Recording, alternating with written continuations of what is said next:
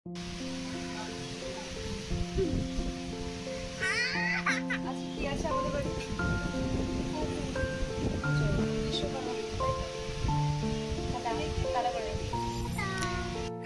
আপনারা এতক্ষণ ধরে দেখতেই পেলেন একটা ছোট্ট ক্লিপ। তো এটা ছিল মাসিদের নতুন জেন্টস পার্লার খোলা হয়েছে সোনারপুরে, তো সেখানকারই একটা ভিডিও তুলে ধরার চেষ্টা করলাম।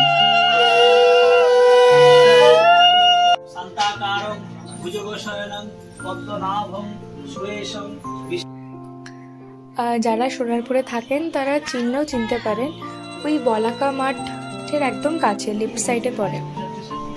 তো এভাবেই পুজোটা খুব ভালোভাবে সম্পন্ন হওয়ার পর আমি চলে গিয়েছিলাম বাড়িতে। তো প্রতি বছরই বলতে গেলে মা এই পুজোটা করে ছোট করে, মনসা দেবীর আরাধনা করে। তো আজকে মিনি ব্লগটি পর্যন্ত, দেখা হচ্ছে অন্য একটি ব্লগে। সবাই খুব ভালো থাকবে।